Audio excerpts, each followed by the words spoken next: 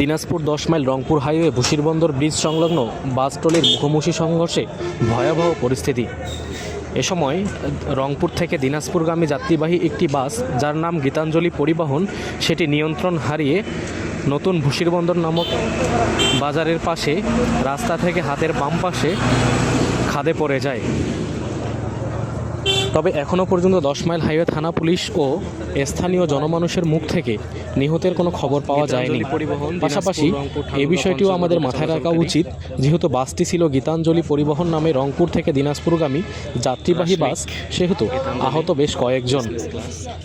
আহতদের ঘটনাস্থল থেকে যত দ্রুত সম্ভব দিনাজপুর, সৈয়দপুর এবং রংপুরে চিকিৎসার জন্য পাঠানো হয়েছে। ইতিমধ্যে ঘটনাস্থলে জেটি কল চলে এসেছে পুলিশের, যার মাধ্যমে সংঘর্ষে বিনষ্ট হয়ে যাওয়া ট্রাক্টর অর্থাৎ ট্রলি এবং বাসটি উদ্ধার কাজের জন্য 10 মাইল হাইওয়ে থানা পুলিশ এবং জেলা প্রশাসনের সহযোগিতায় উদ্ধার কার্যক্রম চলমান।